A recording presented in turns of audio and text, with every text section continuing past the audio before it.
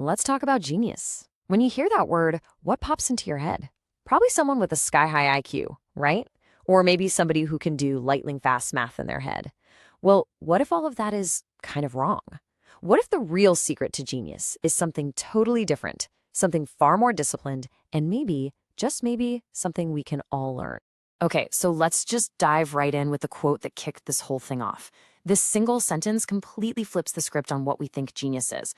It's not about stuffing your brain with more facts. No, it's about understanding something so deeply, so clearly, that you can shrink down massive complexity into a simple, powerful, reusable idea. And that's the journey we're going on today. All right, so first things first, we have to tear down that old, dusty myth of what a genius is supposed to look and sound like. We're going to explore why, in our world today, the true masters aren't the ones who sound complicated. They're the ones who make complexity simple. You know, for most of history, if you wanted to keep power, you made knowledge obscure. Think about it. Exclusive guilds, secret texts, the goal was to keep information locked up.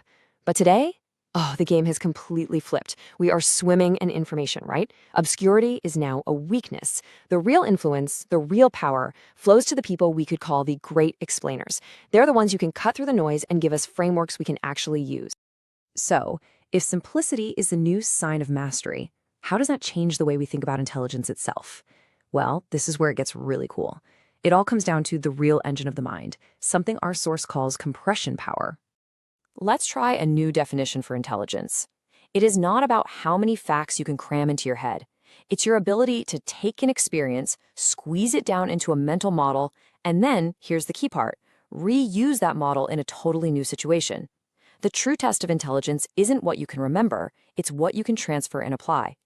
And this chart, wow, it just lays out the difference perfectly. On one side, you've got memorization. It's just a bucket of disconnected facts. It's brittle. You forget one little piece and the whole thing can fall apart. Plus, every new fact adds to your mental burden. But then you look at compression. This is a different beast entirely. You're storing the relationships between the facts. And that's generative. One core idea can suddenly explain 1,000 different things, and it actually reduces the load on your brain. The main tool for compression is abstraction. Now, I know abstraction sounds like a fuzzy academic word, but it's the exact opposite. It's an act of precision. It's about deliberately cutting away all the noise. Think about a great map. A map is useful precisely because of what it leaves out. It ignores every tree, every signpost, every building, just to show you the paths that matter. That's what powerful abstraction does. It creates clarity by getting rid of everything irrelevant. Okay, that all sounds great in theory, but what does it actually look like in the real world? Let's take a look at two titans of simplification who absolutely lived these ideas. First up, the physicist Richard Feynman. His famous technique is basically a weapon against faking it. You start by just dumping everything you think you know onto a page. Then comes the brutal part. You try to explain it in language so simple a child could get it. This step is amazing because it instantly shows you where the holes in your own understanding are. So you go back, you fix those gaps, and then you try to create an analogy. If you can make a good analogy, you don't just recognize the idea, you truly own it. It's portable. And then there's Leonardo da Vinci. I mean, his genius wasn't just that he was good at a bunch of stuff. His real superpower was seeing the same fundamental patterns everywhere.